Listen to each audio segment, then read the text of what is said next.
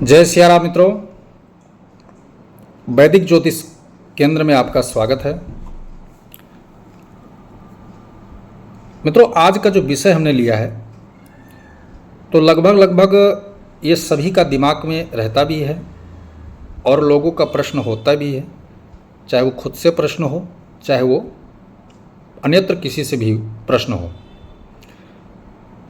आज जो विषय हमने लिया है वो धन योग को लेकर लिया है। अच्छा, इसमें जो प्रमुख ग्रह का है चयन किया है वो है बृहस्पति। क्यों किया?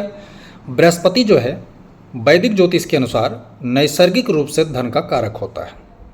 ठीक है, तो आज हम बृहस्पति का संपूर्ण विश्लेषण करेंगे जन्म कुंडली में।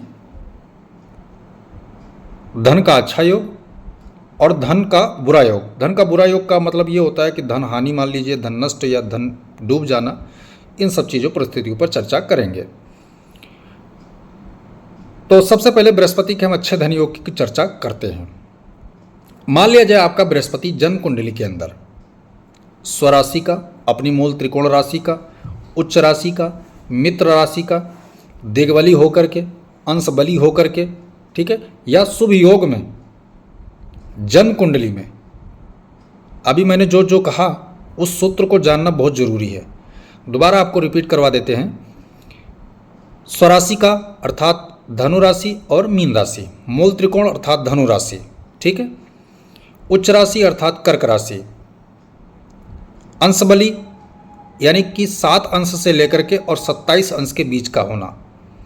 दिग्बली का अर्थ होता है लग्न में, पंचम में, नवम में, ठीक है, ये दिग्बली होता है देवगुरु बृहस्पति। यहाँ शुभ योग चंद्रमा के साथ हो, मंगल के साथ हो, सूर्य के साथ हो, शनि के साथ हो, ठीक है, तो वो शुभ योग यहाँ मतलब राजयोग का निर्माण वो करता है।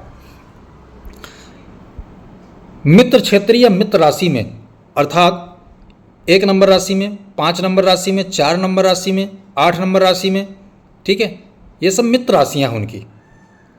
इनमें अगर देवगुरु बृहस्पति अगर बैठते हैं तो जो भी योग बना रहे हैं, धन से संबंधित योग बना रहे हैं, किससे संबंधित योग बना रहे हैं, वो अच्छा रिजल्ट देते हैं।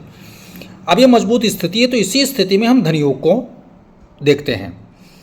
जन्म कुंडली के अगर प्रथम भाव में बैठते हैं, इन्हीं मजबूत किसी भी स्थिति में जो सूत्र हमने बताया, इन्हीं सूत्र को लेकर के मान लिया जाए उच्च होकर के या स्वराशि या मूल त्रिकोण राशि या अंश बली जो भी हो, लग्न में अगर देवगुरु बृहस्पति विराजमान हैं और उनका संबंध चाहे दृष्टिगत, चाहे युति योग या राशिगत संबंध अगर धनेश अर्थात दूसरे घर से बनता है या फिर एकादश भाव से बनता है, एकादश भाव से बनता है, तो धन का संबंध बन जाने के कारण व्यक्ति का जो संबंध होगा धन से वो इस प्रकार का होगा कि बहुत अल्प समय में व्यक्ति धन कमाने का अच्छा योग बना लेगा। कैसे? कहीं ना कहीं उसको जैकिंग सपोर्ट ऐसा मिल जाएगा, लोगों का साथ ऐसा मिल जाएगा, जैसे मान लें कमाने के लिए आप दिल्ली गए, बम्बई गए, कहीं भी कमाने के लिए गए, वहाँ आपको जॉब ऑफर अच्छा हो जाएगा, वहाँ के बॉस आपके सपोर्टर होंगे, वहाँ के कोई मित्र फ्रेंड का सर्किल आपका अच्छा मिल गया तो आपको जॉब, नौकरी, कारोबार अच्छा मिल जाएगा और वहाँ पर अच्छा कमाई आप कर लेंगे कम समय में, कम उम्र में। दूसरे योग की बात कर लेता हूँ। यदि दूसरे भाव में बृहस्पति बैठा है और जो मैंने सूत्र बताए, इन्हीं सूत्र में से किसी एक सूत्र को वो फॉलो कर रहा है, ठीक है, कंटिन्यू कर रहा है, और वहाँ पर अगर दसम भाव के स्वामी का यानी दशमेश का इनक्वेस अर्थात 11वें घर का या नवम भाव का संबंध स्थापित हो जाता है दूसरे घर से, तो ऐसा व्यक्ति क्या करता है, धन योग अच्छा अपने जीवन में अर्जित कर लेता है। कैसे करता है? पारिवारिक स्थितियों को भी बेहतर बनाए, यानी परिवार की तरफ से पहले से उसकी फाइनेंशियली जो आर्थिक स्थिति वो ज़्यादा खराब नहीं होती, तो उन्हीं में से वो क्या करेगा, अपने कारोबार को स्टेब्लिश करने के लिए निवेश करेगा। कहाँ करेगा? उसके पास 1 लाख रुपये हैं तो वो निवेश करेगा, क्योंकि भर्ती उसको परिवार से मिलेगा, तो वो निवेश करेगा। और निवेश करने के बाद व्यापार के माध्यम से यानी किसी छोटे मोटे उद्योग के माध्यम से वो उसको कई गुना बढ़ाने का काम करेगा, तो अच्छा धन योग बना ले जाता है। बात कर लेते हैं हम अगले भाव की। भाव नंबर जो मैं बात कर रहा हूँ वो चतुर्थ भाव की बात कर लेते हैं। अगर चौथे भाव में बृहस्पति इन्हीं सूत्रों में खासकर उच्च होकर अगर बैठा हुआ है तो कहते हैं सरकारी नौकरी व्यक्ति का पक्का होता है, और नौकरी यानी जो कहीं ना कहीं सरकारी ना भी मिले तो भी प्राइवेट नौकरी करके बड़े तनख्वाह के प्राप्त करता है, बड़ी सैलरी उसको प्राप्त होती है। अगर सूर्य की स्थिति कुंडली में ठीक है तो सरकारी जॉब पक्का है, मंगल की स्थिति ठीक है तो सरकारी जॉब पक्का है।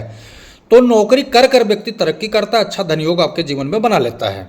बात कर लेते हैं पंचम भाव की। पंचम भाव में देव गुरु बृहस्पति की उनके सूत्रों के अनुसार, जैसे मैंने क्या कहा कि मूल त्रिकोण राशि, स्वराशि, उच्च राशि, दिग्बली या अंश बली, स्वक्षेत्री, मित्र क्षेत्री या फिर शुभ योग में अगर बैठा हुआ है तो ऐसे व्यक्ति शिक्षक होते हैं। ज्ञान के दम पे अपनी संपत्ति खड़ा करते हैं, धन कमाते हैं और उनको अच्छा सफलता भी मिलता है। बात कर लेते हैं हम सप्तम भाव के। सप्तम भाव में बृहस्पति क्या होता है, भावगत क्या है, कारक भाव न होकर के मंदा थोड़ा पड़ता है, परंतु जो सूत्र बताए उस सूत्र के अनुसार अगर बली होकर बैठा हुआ है तो व्यापार के माध्यम से जो व्यापार करेगा वो शिक्षा धर्म से संबंधित व्यापार होगा और तरक्की भी ठीक ठाक कर लेगा। बात कर लेते हैं नवम भाव में। नवम भाव में देवगुरु बृहस्पति क्या करता है, दिग्बली होता है, तो स्टेटस भी अगर अच्छा है, स्वराशि का हो, मूल त्रिकोण राशि का हो या फिर मित्र क्षेत्रीय होकर बैठा हो या शुभ योग में कहीं बैठा हो, जैसे गजकेसरी योग मंगल के साथ वगैरह वगैरह, तो वो क्या करेगा, एक तरफा राजयोग देगा और धन संपदा मामले में अच्छा प्रॉफिट देने का काम करेगा। बात कर लेते हैं दसम भाव की। दसम भाव में अगर बैठे तो करियर को उत्थान देने के लिए व्यक्ति को बहुत सारे सफलतम करियर देता है और मेधावी शिक्षा भी यहाँ पर देता है। उच्च क्वालिटी के कार्य यहाँ पर बृहस्पति जो है उनके हाथों से संपन्न करवाता है और धन का अच्छा योग बनाता है जीवन में। बात कर लेते हैं 11वें घर की। 11वें घर में अगर बृहस्पति बैठा है तो पैसे से पैसा बनाने का जो तरीका होता है वो न्याय प्रिय स्थिति से बनाने का काम करेगा। अर्थात जहां पर आप निवेश कर रहे हैं उसको पहले आप जांच परख कर करने हैं, क्योंकि आपका निवेश कभी डूब नहीं सकता और डूब उन्हीं का नहीं सकता है निवेश जो पहले परीक्षण करके सारा काम करते हैं। तो गुरु इतना ज्ञान देता है, इतनी बुद्धि देता है, इतना विवेक दे देता है कि हम निवेश कर रहे हैं, क्योंकि निवेश से ही पैसा आएगा। 11वें घर में पैसे से पैसा बनाने का योग यहाँ पर बृहस्पति आपको बना रहे और लक साथ में सपोर्ट देगा। भाग्य का कारक होता है देवगुरु बृहस्पति, धन का कारक हो, धन भाग्य एक साथ आपके साथ आएंगे और आपका निवेश दिन पर दिन बढ़ता चला जाएगा, अच्छा हो जाएगा, लाभ प्रॉफिट में आएगा। तो ये रहा कुछ खास भावों में बृहस्पति का संपूर्ण विश्लेषण फलादेश। अब मैं 2 भाव की बात और करूंगा। एक भाव होता है छठा भाव, एक भाव होता है अष्टम भाव, बाकी 2 भाव और शेष रहेंगे, वो होता है तीसरा और 12वां। तो तीसरे भाव में बृहस्पति किसी प्रकार का प्रॉफिट देने का काम नहीं करा, कितना भी पावरफुल में क्यों ना हो जाओ। हाँ, हम बात कर लेंगे कि तीसरे 12वें भाव में किस प्रकार लाभ देता है, क्योंकि एक सूत्र वैदिक ज्योतिष ये भी कहता है कोई ग्रह पूरी तरह खराब नहीं होता, कोई भाव पूरी तरह खराब नहीं होता। तो बात कर लेते हैं छठे और अष्टम भाव में। छठे और अष्टम भाव में अपनी ही सूत्रों के अनुसार अगर बृहस्पति बैठा हुआ है तो कैसे लाभ देगा धन के मामले में। वो आपको क्या करेगा, आप कहीं से कर्ज लिए, पहले से डूबे हुए हैं आप, लेकिन किसी से कर्ज लिए, कर्ज लेकर आप तरक्की कर जाएंगे और तरक्की से उस कर्ज को भी निपटा देंगे और अपनी संपन्नता को भी बना ले जाएंगे।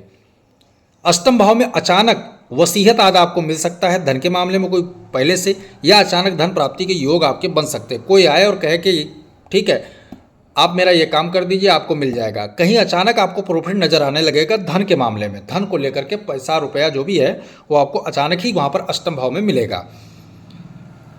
12वें भाव की बात कर लेते हैं। 12वें भाव भी निवेश का ही, बृहस्पति अगर अच्छा है, स्वराशि का है, उच्च राशि का है, मूल त्रिकोण राशि का है या फिर शुभ योग में बैठा है, तो आपको निवेश के द्वारा ही वो जो है धन संपत्ति देने का काम करेगा, क्योंकि यहाँ पर जैग और जैब की प्रतिष्ठा की बात होती है, तो कहीं ना कहीं आपका जो है लाभ रहने वाला है। तीसरे भाव में पराक्रम, अर्थात यहाँ पर सर्विस या वर्कर लीडर, अर्थात स्वरोजगार करके आप धंधा यहाँ पर कार्य जो डाल करके धन कमा सकते हैं। तो ये तो रहा मित्रों शुभ योग की चर्चा हमने की। अब हमें कुछ अशुभ योग की चर्चा करूंगा जहां धन नष्ट करता है बृहस्पति। कैसे, चलिए बात करते हैं। यहाँ प्रमुख केवल 4 भाव होते हैं जिनमें धन नष्ट करने का योग बृहस्पति बना देता है। बाकी में आपको केवल बाधाएं होंगी, कष्ट होगा, परेशानी होगी, परंतु वो उतना ज़्यादा हानिकारक धन के यानी आर्थिक मामलों में नहीं करेगा। तो वो कौन से भाव हैं? भाव नंबर 2। भाव नंबर 2 में अगर बृहस्पति शत्रु राशि अर्थात तुला या वृषभ में बैठा हुआ है या मिथुन या कन्या राशि में बैठा हुआ है तो आपको यहाँ पर बहुत ज़्यादा फाइनेंशियली डिस्टर्ब करेगा, आर्थिक नुकसान करेगा। बात कर लेते हैं हम छठे भाव की। छठे भाव में अगर बृहस्पति शत्रु राशि या नीच राशि में बैठा हुआ है तो आपको डिस्टर्ब करने का काम करेगा। कैसे, कर्ज लेंगे, कर्ज सर पे चढ़ता चला जाएगा, आप उसको चुका नहीं पाएंगे। शत्रु आपके धन को नष्ट करने का योग बनाएंगे। यहाँ पर बात कर लेते हैं सप्तम भाव में। सप्तम भाव में अगर शत्रु राशि, नीच राशि या किसी प्रकार से जो अस्त होकर बृहस्पति बैठा हो, मार्केस की स्थिति में बृहस्पति जा रहा हो, तब आपको क्या करेगा, दाम्पत्य जीवन को लेकर, व्यापारिक संबंध को लेकर कहीं ना कहीं बिगाड़ करवाएगा। इससे आपको फाइनेंशियली जो है दिक्कत उत्पन्न होगा, जीवन में आर्थिक संकट पैदा होगा। बात कर लेते हैं अष्टम भाव में। अष्टम भाव में जब बृहस्पति इस स्थिति में बैठा हो, नीच राशि में हो, शत्रु राशि में हो, अंश बल में कमजोर हो, अस्त हो, मार्केस की स्थिति में जा रहा हो, प्रबलता लिए बैठा हो मार्केस की स्थिति का, तब यहाँ पर क्या करता है, अचानक धन हानि का योग बना देता है बृहस्पति, बहुत ज़्यादा होता है। कैसे बनेगा, कोई अचानक बीमारी आ जाएगी, कोई अचानक दुर्घटना आ जाएगा, कोई अचानक फसाद का मामला आ जाएगा, लड़ाई झगड़ा जो भी हो, उसमें बृहस्पति बहुत ज़्यादा नुकसान करता है। एक होता है भाव 12वां, 12वें घर में अगर कोई आता है तो आपके जीवन में लफड़े जरूर रहेंगे और लफड़ों में बहुत सारी अशांतियां भी आएंगी आपके दिमाग में और आपका फाइनेंशियली लॉस भी होगा, आर्थिक संकट पैदा होगा मित्रों। तो यह रहा संपूर्ण विश्लेषण फलादेश बृहस्पति के अच्छे धन योग का और बुरे धन योग का। वीडियो पसंद आए तो लाइक करें, शेयर करें, सब्सक्राइब करें, साथ में बेल आइकन का बटन और दबाएं। जय सिया राम।